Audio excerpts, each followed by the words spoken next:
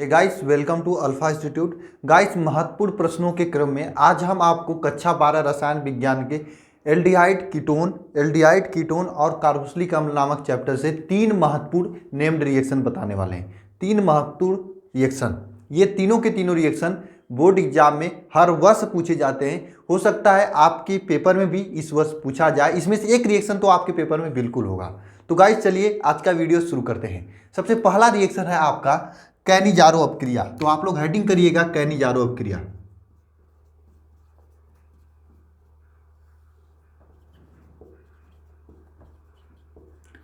Guys, थोड़ा सा tough reactions हैं ये सब, इसलिए आपको पूरे ध्यान 100% कंसंट्रेशन के साथ आपको व्हाइट बोर्ड पे देना होगा ताकि आपको अच्छे से समझ में आए। गाइस देखिए, कैनिजारो अपक्रिया क्या होता है।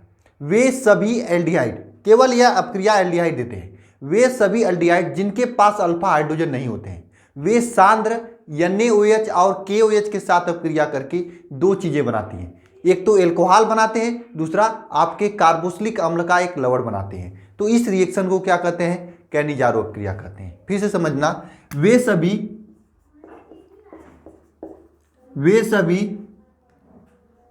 एल्डिहाइड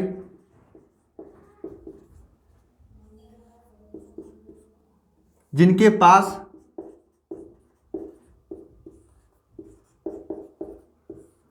अल्फा हाइड्रोजन परमाणु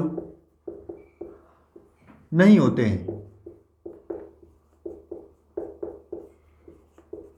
वे सभी एल्डिहाइड जिनके पास अल्फा हाइड्रोजन परमाणु नहीं होते हैं, वे, अब अल्फा हाइड्रोजन परमाणु क्या होता है आपके दिमाग में आ रहा होगा, मैं अभी बताऊंगा, पहले रिएक्शन को समझ लेते हैं। वे सभी एल्डिहाइड जिनके पास अल्फा हाइड्रोजन परमाणु नहीं होते हैं, वे सांद्र, अब यहां पे समझना, आप लोग यहां पर ध्यान देना, ये सांद्र होता है। कभी कभी ऑब्जेक्टिव क्वेश्चन में पूछ लिया जाता है तो वहां पे सांद्र नहीं दिया होता है, इसलिए इस शब्द को ध्यान देना। यहां पे सांद्र क्षार, क्षार में कौन? NaOH या फिर KOH दिखाई दे रहा होगा यहां पे।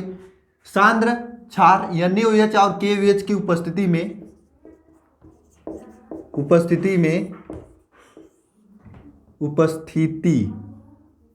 NaOH तथा KOH की उपस्थिति में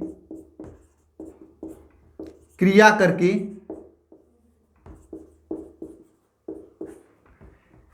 एल्कोहल और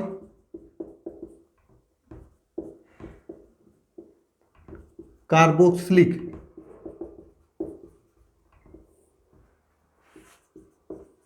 अम्ल का लवण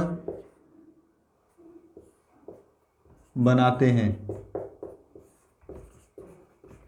एल्कोहल और कार्बोक्सिलिक अम्ल का लवण बनाते हैं। तो इस पूरे रिएक्शन को क्या कहते हैं? कैनिजारो अपक्रिया कहते हैं।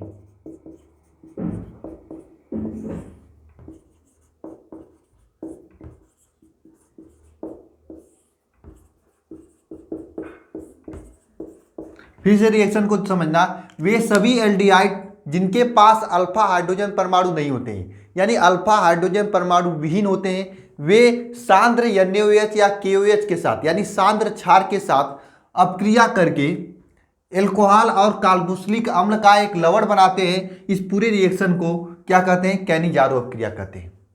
बात आती है किनके पास अल्फा हाइड्रोजन नहीं होते हैं, कैसे एल्डिहाइड होते हैं। ध्यान पूर्वक समझना, किसे कहते हैं अल्फा हाइड्रोजन। जैसे आपको मालूम होगा एल्डिहाइड होगा तो उसमें CHO ग्रुप होगा। तो कोई भी फंक्शनल ग्रुप हो, इस फंक्शनल ग्रुप के जस्ट पास वाला जो कार्बन होता है उस कार्बन को कहते हैं अल्फा कार्बन, इसे कहेंगे अल्फा कार्बन। और इस कार्बन पे जो हाइड्रोजन होते हैं उसे कहते हैं अल्फा हाइड्रोजन। जरा बताना यहाँ पे अल्फा हाइड्रोजन कितने हैं, ठीक है। इसी के अनुसार फिर से समझना कि जो भी फंक्शनल ग्रुप होता है, जैसे यहाँ पर CHO है तो CHO के पास वाले कार्बन को कहेंगे अल्फा कार्बन और उस अल्फा कार्बन पर उपस्थित हाइड्रोजन को कहेंगे अल्फा हाइड्रोजन, ठीक है। फिर से समझना, CHO के पास वाले कार्बन को कहेंगे अल्फा कार्बन और इस कार्बन पर उपस्थित हाइड्रोजन को कहेंगे अल्फा हाइड्रोजन।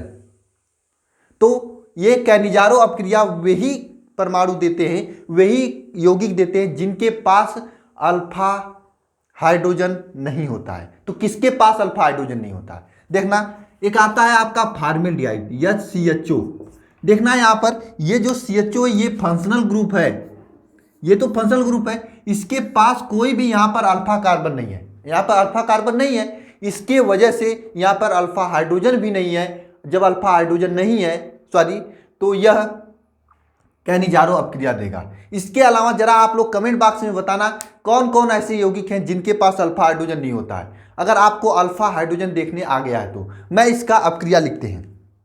अब देखना कैनिजारो अपक्रिया कैसे लिखते हैं। अब लेते हैं यहाँ पर HCHO,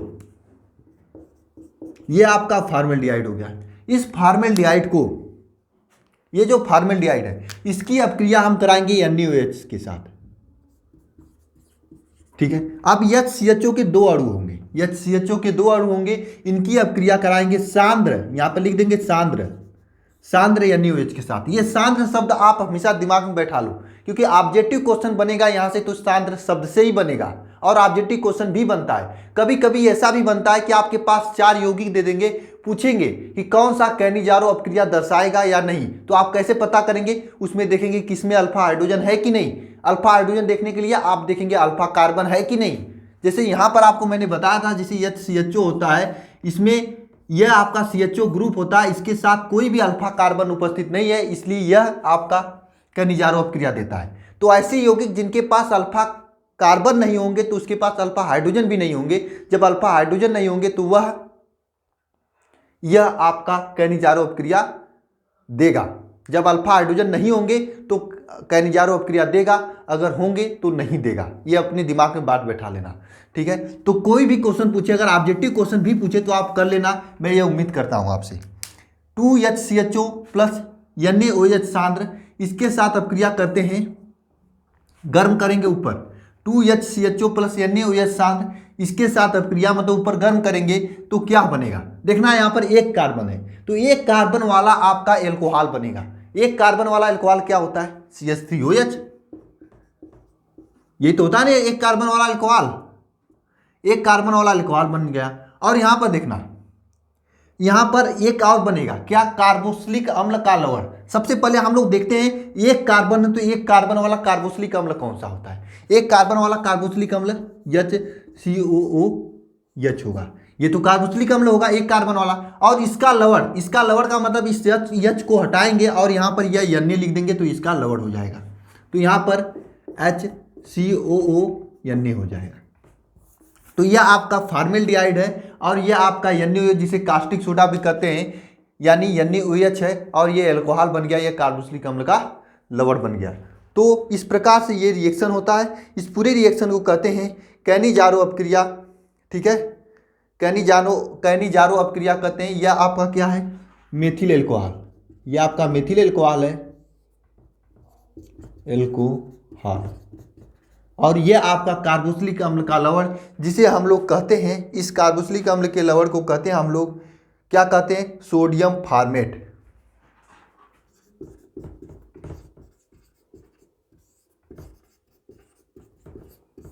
इस तरह से आपका ये कैनिजारो अपक्रिया हो जाती है। मैं उम्मीद करता हूं आपको कैनिजारो अपक्रिया समझ में आया होगा। कुछ नहीं है इसमें, इतना याद करना, वे सभी एल्डिहाइड जिनके पास अल्फा हाइड्रोजन नहीं होते हैं वे कैनिजारो अपक्रिया देते हैं। कभी कभी ऑब्जेक्टिव क्वेश्चन में पूछता है कि कैनिजारो अपक्रिया कौन देते हैं, तो आप ये देखेंगे वहां पे कि किसके पास अल्फा हाइड्रोजन नहीं है। जिसके पास अल्फा हाइड्रोजन नहीं है वही कैनिजारो अपक्रिया देगा, अन्यथा नहीं देगा। ठीक है, समझ में आ रहा है आप लोगों को। तो नेक्स्ट रिएक्शन की ओर चलते हैं। इससे भी अच्छा एक नेक्स्ट रिएक्शन है जो कि बहुत ही इंपॉर्टेंट रिएक्शन आपके लिए है, आपके बोर्ड एग्जाम को लेकर। आइए उसको देख लेते हैं। इस रिएक्शन को आप लोग लिख लीजिएगा। कुछ लोग कहते हैं सर आप हट जाया करिए लिखने के लिए, तो सॉरी, अब से मैं हट जाया करूंगा, मैं भूल जाता हूं।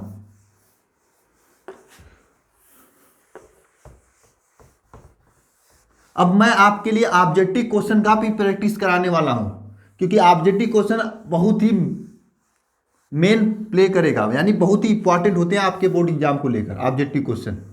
ठीक है, मैं आपको मॉर्निंग में ऑब्जेक्टिव क्वेश्चन का प्रैक्टिस जल्दी कराने वाला हूं। ठीक है, अब चलते हैं हम लोग नेक्स्ट रिएक्शन जो कि आपके लेकर आए हैं, स्मिट अपक्रिया। स्मिट अपक्रिया हेडिंग कर लीजिएगा, स्मिट अपक्रिया। क्या आप लोगों को आ रहा है स्मिट अपक्रिया?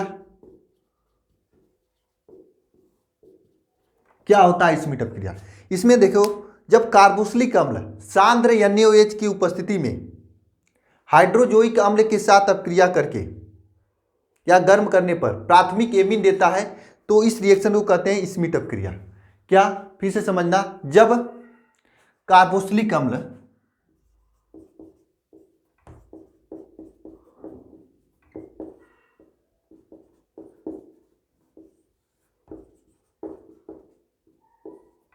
सांद्र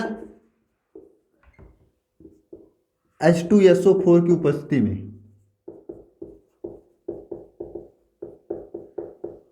ध्यानपूर्वक देखना आप लोग बोर्ड में, जब कार्बोक्सिलिक अम्ल सांद्र H2SO4 की उपस्थिति में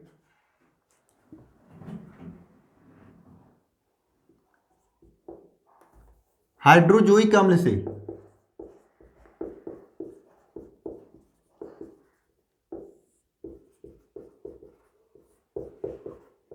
हाइड्रोजोइक अम्ल क्या होता है N3H, N3H को हाइड्रोजोइक अम्ल कहते हैं। N3H को क्या कहते हैं, हाइड्रोजोइक अम्ल कहते हैं। तो इस जब देखना ध्यान से फिर से इस साइड, जब कार्बोक्सिलिक अम्ल सांद्र H2SO4 की उपस्थिति में, एक मिनट,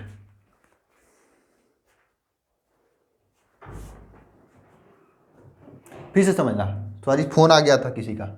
जब कार्बोक्सिलिक अम्ल सांद्र H2SO4 की उपस्थिति में हाइड्रोजोइक अम्ल का मतलब N3H, इसे कहते हैं हाइड्रोजोइक अम्ल, से क्रिया करके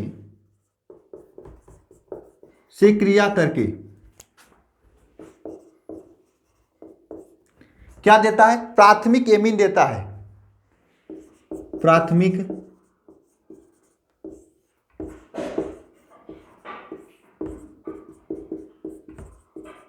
प्राथमिक एमीन देता है, तो इस अपक्रिया को स्मीट अपक्रिया कहते हैं। इस अपक्रिया को क्या कहते हैं, स्मीट अभिक्रिया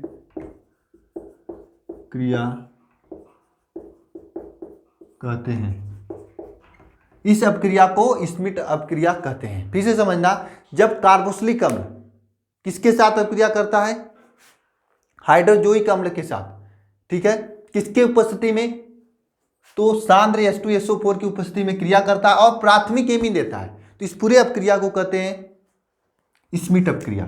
ठीक है, रिएक्शन लिखते हैं, कार्बोक्सिलिक अम्ल मतलब CH3COOH, यह आपका कार्बोक्सिलिक अम्ल हो गया। यह आपका क्रिया करता है हाइड्रोजोइक अम्ल से। हाइड्रोजोइक अम्ल का सूत्र क्या होता है, N3H, इसके साथ अपक्रिया करता है, किसकी उपस्थिति में, सांद्र क्षार की उपस्थिति में। यह सांद्र क्षार की उपस्थिति में इसके साथ अपक्रिया करता है, क्या देता है, प्राथमिक एमीन देता है, CH3NH2, यह आपका प्राथमिक एमीन हुआ।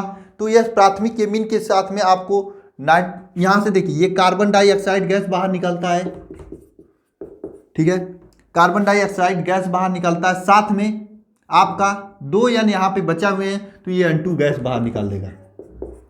फिर से देखना इस रिएक्शन को, यह आपका कार्बोक्सिलिक अम्ल है, यह हाइड्रोजोइक अम्ल है, यह सांद्र H2SO4 के साथ क्रिया करता है, तो यहाँ पर प्राथमिक एमीन और कार्बन डाइऑक्साइड बाहर निकलता है, ये दोनों कार्बन डाइऑक्साइड ना CO, इस कार्बन डाइऑक्साइड को बाहर निकाल देता है, और N2 जो है बाहर निकलता है, N2 बाहर निकलता है। तो इसे हम लोग क्या करते हैं, कार्बोक्सिलिक अम्ल, इसे कहेंगे आप कार्बोक्सिलिक अम्ल नहीं, इसे कहेंगे एस्टिक अम्ल,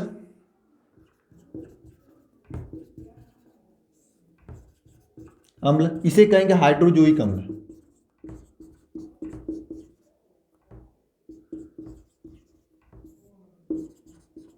इसे कहेंगे हाइड्रोजोइक अम्ल, ठीक है। इसके साथ क्रिया करके ये देता है प्राथमिक एमीन, ठीक है। यहां पर कार्बन डाइऑक्साइड है या नाइट्रोजन है, तो इस पूरे अपक्रिया को करते हैं स्मीट अपक्रिया। ये भी रिएक्शन आपके बोर्ड एग्जाम को लेकर बहुत इंपॉर्टेंट है, तैयार कर लेना। मैं उम्मीद करता हूं अगर इस रिएक्शन को 3-4 बार मैं बोल दिया हूं, अगर आप ध्यानपूर्वक सुने होंगे तो आपको याद हो गया होगा। इसके बाद एक और रिएक्शन हम चलते हैं, वह रिएक्शन भी काफी इंपॉर्टेंट है, रिएक्शन है विकार्बोक्सिलीकरण अपक्रिया। विकार्बोक्सिलीकरण अपक्रिया, तो हेडिंग कर लीजिएगा आप लोग, विकार्बोक्सिलीकरण अपक्रिया। देखिए, विकार्बोक्सिलीकरण अपक्रिया सीधे नाम से स्पष्ट होता है।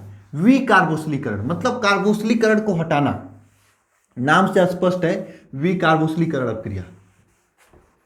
हेडिंग कर लीजिएगा पहले, विकार्बोक्सिलीकरण अपक्रिया।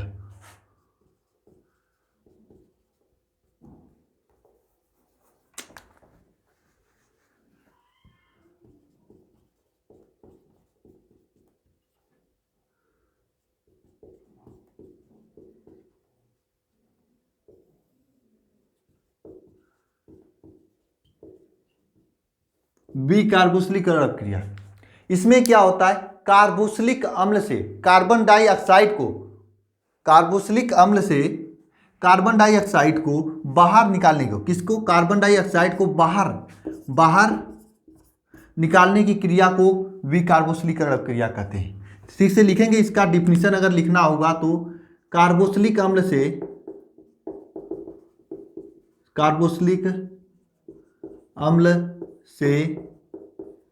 CO2 कार्बन डाइऑक्साइड को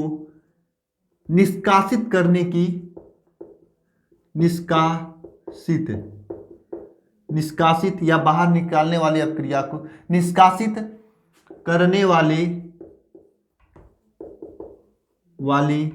अभिक्रिया को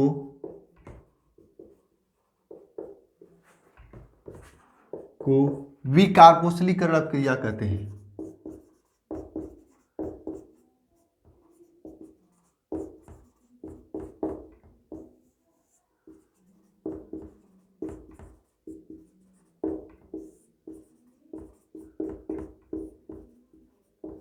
फिर से समझना, कार्बोक्सिलिक अम्ल से कार्बन डाइऑक्साइड को बाहर निकालने वाली अपक्रिया को विकार्बोक्सिलीकरण अपक्रिया कहते हैं। जैसे यहाँ पर एसिटिक अम्ल है, यह भी तो कार्बोक्सिलिक अम्ल है, इससे अगर कार्बन डाइऑक्साइड को बाहर निकाल दिया जाए तो आपका जो अपक्रिया होगी उसे कहेंगे विकार्बोक्सिलीकरण। यहाँ पर हम एक मानक रिएक्शन लिखते हैं, जैसे मान लीजिए RCOOH है, यह आपका कार्बोक्सिलिक अम्ल है, इससे कार्बन डाइऑक्साइड को बाहर निकाल दिया जाए तो बाहर निकाला कैसे जाता है, इसके ऊपर होता है NaOH, आपका एक उत्प्रेरक के तौर पर, एक अभिकर्मक के तौर पर कार्य लिया जाता है NaOH, और नीचे CaO, इसके उपस्थिति में क्रिया होता है तो ये कार्बन डाइऑक्साइड केवल बाहर निकल जाता है, तो यहाँ पर CO2 बाहर निकल जाएगा, बचेगा क्या, RH, ये बचेगा। तो इस रिएक्शन को कहेंगे विकार्बोक्सिलीकरण अपक्रिया। ठीक है, जैसे इसका एग्जाम्पल मैं दे रहा हूँ, इसका भी उसी तरह से क्रिया कराएंगे। यहाँ पर R पर CH3 रख दिए हैं तो ये NaOH और CaO की उपस्थिति में अपक्रिया कराएंगे, तो यहाँ पर कार्बन डाइऑक्साइड बाहर निकल जाएगा, CO2 बाहर निकलेगा और साथ में बचेगा CH3H। तो ये अपक्रिया होती है आपका विकार्बोक्सिलीकरण अपक्रिया। गाइस, इसी तरह से आपको हम इंपॉर्टेंट रिएक्शन देते रहेंगे। आज मैं 3 महत्वपूर्ण रिएक्शन कराए हैं केमिस्ट्री के, कौन से, एल्डिहाइड, कीटोन और कार्बोक्सिलीकरण नामक चैप्टर से। गाइस, इस चैप्टर के अन्य इंपॉर्टेंट रिएक्शन भी हम धीरे धीरे करा देंगे और ये सभी रिएक्शन आपको प्लेलिस्ट में मिल जाएंगे। एग्जाम से पहले सभी रिएक्शन को देख कर जाइएगा। अगर ध्यानपूर्वक रिएक्शन को देखोगे तो पक्का आपको कुछ ना कुछ समझ में जरूर आएगा। ऑब्जेक्टिव क्वेश्चन के भी, ऑब्जेक्टिव जो इंपॉर्टेंट क्वेश्चन है उसका भी मैं जल्दी सीरीज लेकर आने वाला हूँ। आपकी पूरी एग्जाम की तैयारी हमारा कर्तव्य और मैं आपकी पूरी की पूरी एग्जाम की तैयारी कराऊंगा, इसका आप लोग टेंशन मत लेना। ऑब्जेक्टिव क्वेश्चन हो, चाहे अति लघु उत्तरी हो, चाहे लघु उत्तरी, सभी चीज़ों की तैयारी यहाँ पर कराई जाएगी। तो गाइस, मिलते हैं नेक्स्ट वीडियो में। वीडियो देखने के लिए आप सभी को धन्यवाद। आप लोग मेहनत से पढ़िए, हार्ड वर्क के साथ में स्मार्ट वर्क भी कीजिए, इंपॉर्टेंट क्वेश्चन पर विशेष ध्यान दीजिए, तो आपकी निश्चित रूप से आपके बोर्ड एग्जाम में अच्छा परसेंटेज आ जाएंगे। तो मिलते हैं नेक्स्ट वीडियो में, धन्यवाद।